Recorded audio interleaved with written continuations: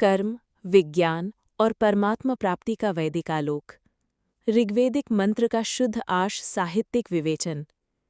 एतानि वाम श्रवस्या सुदानु ब्रह्मांगूषम सदनम रौदस्यो। वैदिक ऋषियों की वाणी केवल धार्मिक अनुष्ठानों का आह्वान नहीं करती, बल्कि वो मनुष्य के भीतर छिपे दिव्य पुरुषार्थ को जागृत करती है। प्रस्तुत ऋचा में मानव जीवन के अत्यंत सूक्ष्म आयामों कर्म, ज्ञान, विज्ञान, संबंध, योग और ईश्वर प्राप्ति का ऐसा गहन दर्शन प्रस्तुत हुआ है जो आज भी उतना ही प्रासंगिक है जितना सहस्रों वर्ष पूर्व था। ये मंत्र मनुष्य को केवल जीने की कला नहीं सिखाता, ये उसे श्रेष्ठ होकर जीने की दिशा प्रदान करता है। सुदानु शब्द का वैदिक और आध्यात्मिक अर्थ। मंत्र का प्रारंभ सुदानु शब्द से होता है।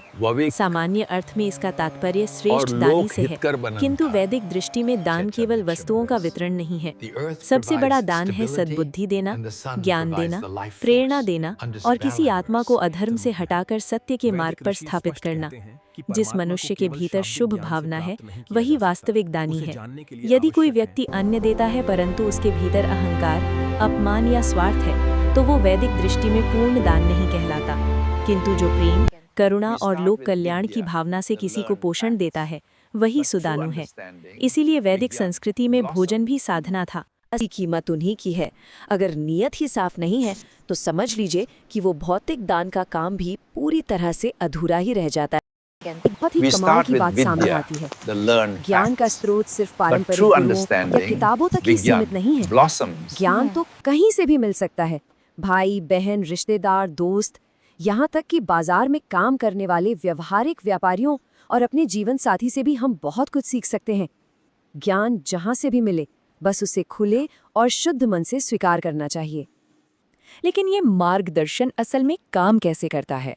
एक सच्चा मार्गदर्शक सिर्फ कुछ तथ्य या ज्ञान नहीं रटाता, ये एक पूरी सक्रिय प्रक्रिया है।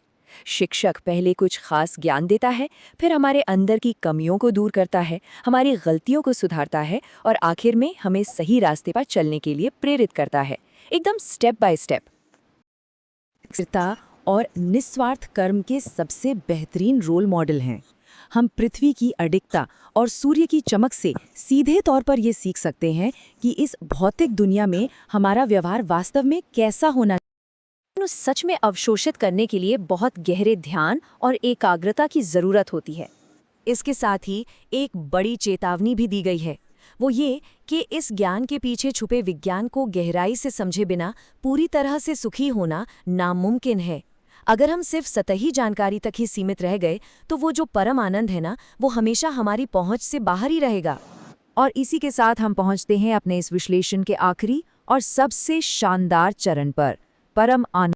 की सच्ची प्रगति तब होती है जब हमारी व्यक्तिगत इच्छाएं हमारे मार्गदर्शक की उन इच्छाओं के साथ पूरी तरह से जुड़ जाती हैं जो दुनिया की भलाई के लिए होती हैं। शुद्ध इरादों और गुरु की इच्छाओं का ये जो मिलन है ना, ये परम शांति के लिए एक बहुत ही शक्तिशाली ऊर्जा पैदा करता है। ये एक पूरा आध्यात्मिक रोड मैप है। ज्ञान खोजना, अपनी इच्छाओं को सही दिशा में लाना, ध्यान और योग का अभ्यास करना, परमपिता ब्रह्मा को जानना और अंत में पूर्ण आनंद प्राप्त करना, ये सब एक दूसरे पूरी तरह से जुड़ जाते ना, एक हो जाते हैं। बताया और सबसे शानदार चरण पर, परम आनंद की प्राप्ति। यहाँ आकर हमारा भौतिक कर्म और ब्रह्मांडीय चेतना एक हो जाते हैं। बताया गया है कि सच्ची प्रगति तब होती है जब हमारी व्यक्तिगत इच्छाएं बल्कि उसे पूरी दुनिया में फैलाना है। अब इस गहरी दार्शनिक यात्रा को एक बहुत ही व्यावहारिक सवाल पर लाकर छोड़ते हैं। आज के इस दौर में कोई भी इंसान दूसरों का रास्ता रोशन करने वाला ज्ञानी मनुष्य अज्ञान को हटाकर समाज को दिशा देता है। वास्तविक विद्या वही है जो स्वयं के साथ दूसरों का भी उत्थान करे। इसलिए ऋषि कहते हैं विद्वान समाज का सूर्य है और धर्म उसका प्रकाश। सच्चे मित्र और विद्वान का स्वरूप। जीवन में ऐसे व्यक्ति का होना अनिवार्य है जो केवल हमारी प्रशंसा न करे बल्कि हमें सत्य बताए। सच्चा मित्र वो नहीं जो हमारी दुर्बलताओं को छिपाए, बल्कि वो है जो हमारे दोषों को दूर कर हमें ऊंचा उठाए। वैदिक समाज में गुरु, मित्र और विद्वान समाज के निर्माता थे। वे केवल शिक्षा नहीं देते थे, वे चरित्र का निर्माण करते थे। उनका उद्देश्य व्यक्ति को संयमी, विवेकी और लोक हितकारी बनाना था। विद्या और विज्ञान का अंतर। मंत्र के भावों में अत्यंत सूक्ष्म रूप से विद्या और विज्ञान का भेद प्रकट होता है। विद्या, जो ज्ञान हमें सुनने, पढ़ने या सीखने से प्राप्त हो, वो विद्या है। विज्ञान, जब वही ज्ञान अनुभव, चिंतन और आत्मबोध में उतर जाए, वो विज्ञान बनता है। इसीलिए कहा गया कि संबंधों में भी विज्ञान आवश्यक है। पति पत्नी का संबंध केवल शरीर का नहीं, मित्रता केवल वार्तालाप का नहीं, परिवार केवल रक्त का नहीं। जब तक मनुष्य दूसरे के स्वभाव, पीड़ा, भावना और आत्मिक स्थिति को नहीं समझता, तब तक संबंध अधूरे रहते हैं। विज्ञान संबंधों की आत्मा है। ध्यान मार्ग और परमात्मा का बोध। वैदिक ऋषि स्पष्ट कहते हैं कि परमात्मा को केवल शाब्दिक ज्ञान से प्राप्त नहीं किया जा सकता। उसे जानने के लिए आवश्यक है ध्यान, योग, अंतर्मुखता और चित्त की पवित्रता। मनुष्य जब बाहरी शोर से हटकर अपने भीतर उतरता है, तभी वो उस चेतना को अनुभव करता है जो समस्त ब्रह्मांड का आधार है। स्वामी दयानंद सरस्वती ने इस मंत्र का अर्थ करते हुए कहा कि विद्वान मनुष्य को उस सर्वज्ञ परमात्मा का ध्यान करना चाहिए जो पृथ्वी और सूर्य का भी आधार है। ये ईश्वर कोई कल्पना नहीं, वो सत्य, नियम, चेतना और विज्ञान का अनंत स्रोत है। इच्छाओं का समन्वय। वैदिक सामाजिक दर्शन। मंत्र के भावों में एक अत्यंत सुंदर सामाजिक सिद्धांत छिपा है। उसकी इच्छा हमसे भी है और हमारी इच्छा उससे भी है। ये वाक्य केवल संबंधों की बात नहीं करता, ये समन्वित जीवन का दर्शन है। जब मनुष्य केवल अपने सुख के लिए जीता है, तब संघर्ष जन्म लेता है। परंतु जब इच्छाएं लोक मंगल से जुड़ती हैं, तब समाज में संतुलन उत्पन्न होता है। यही यज्ञ भावना है, अपने सुख को सबके सुख से जोड़ देना। योगाभ्यास और पूर्ण आनंद।